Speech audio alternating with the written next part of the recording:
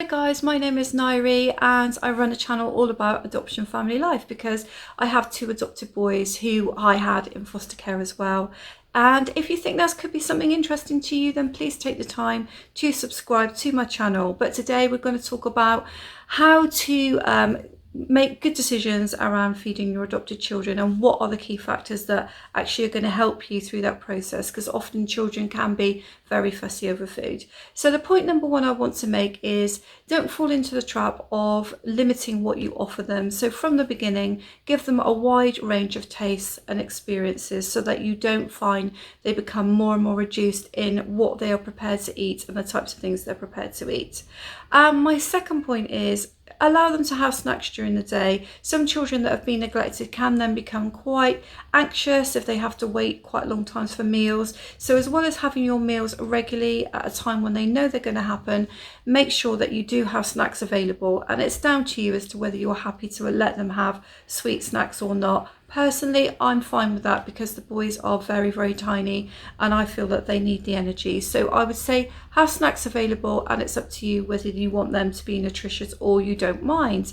Thirdly, of course, I want my meals to be nutritious and to be laden packed with vitamins and things that are really, really good for the boys, particularly as they didn't have a brilliant start with the way that they were fed before they came to us. So when I say nutritious, I don't mean that you have to have a meal with loads of vegetables spread across the plate, although I still think you should try and you should offer those to the child, but you can actually hide the vegetables within your meals. So take, for example, a cottage pie, and I might try to add extra vegetables within the meat content of that. Might cook some extra carrots and things to sort of hide within the cottage pie. It may well be that when they do the mashed potato, I could add something into the mashed potato that also mashes down. So that's a way that you can get vegetables into the meals.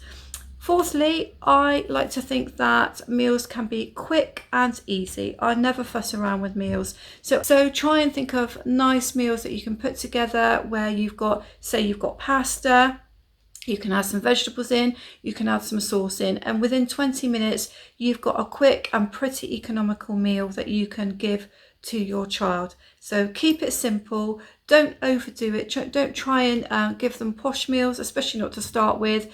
You can always have something a little bit different from them. So that's my next point. I like to keep it quick and easy. You also may want to keep your meals quite economical, especially if you're having some time off work. So take time before your child comes, if you haven't adopted already, or take some time out in the evenings and have a look at one pot meals where everything can go in together and it's actually going to be quite economical for you.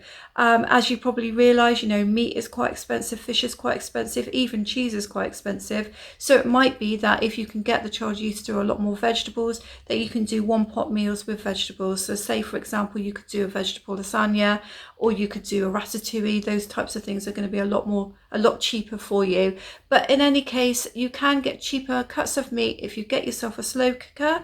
Then you can put the meal in early in the day, and by the end of the day it will taste beautiful. Even if that cut of meat was not particularly great, by the time the slow cooker's done its work, its magic, then that meat will be tender and lovely for you at the end of the day. So do some research, find one pot meals that you can get together quick and easily and cheaply. And my next point is, obviously you want to make it tasty. Sometimes we're in a rush and we try to churn out the same type of stuff that we're pulling out the freezer. There's no harm in that.